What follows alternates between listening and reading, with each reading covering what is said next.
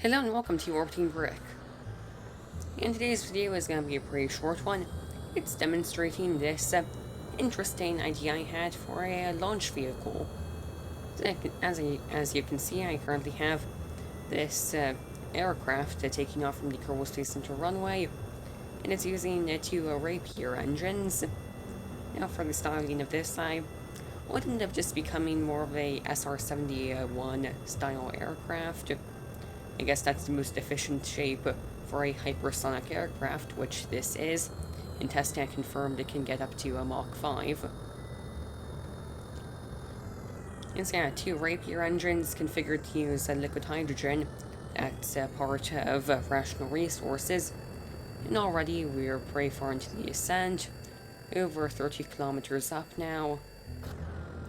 And we switched to the rocket closed cycle mode of the Rapiers.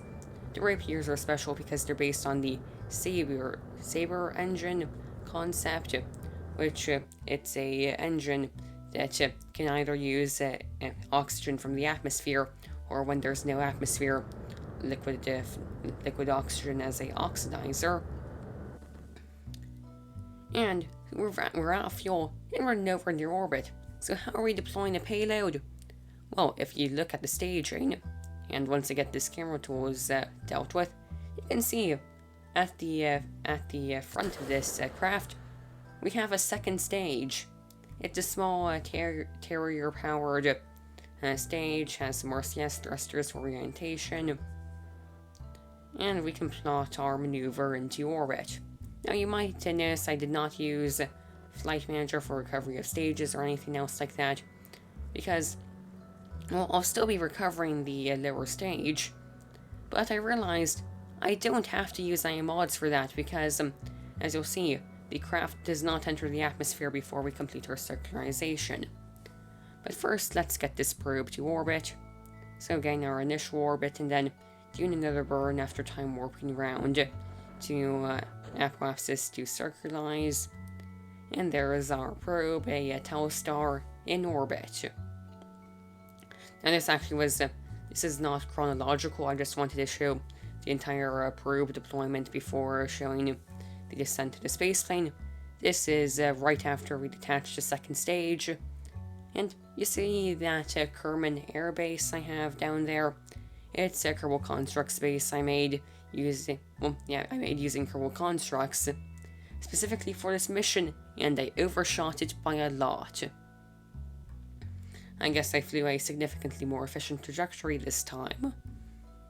So it's a pretty standard re-entry. We're only coming in from a suborbital hop, so the heating will be pretty minimal. And there's the plasma forming, and pretty much as soon as it forms, it dissipates. And alright, this video is almost over. It was a pretty short one. Just wanted to do an easy video, and I wanted to do this idea. And now I've turned off the angle of attack hold, and I'm just gliding down. At this point I realize I'm over water. I've somehow ended up right over this large bay on this in this continent. And before, I probably should have said this way earlier, but yes, I'm still using JNSQ. Because if I wasn't, this craft by itself could have easily been an SSTO. And actually, I was able to get extremely close without the second stage to gain into orbit, without being able to bring a payload into orbit. But enough about the testing of this. This landing, it was not designed for water landing. Also saw I was doing some interesting maneuvers there. Well, I've deployed the air brakes, and we come in for a fairly rough landing. Anyways, I want to thank you for watching. Please like and subscribe, and goodbye.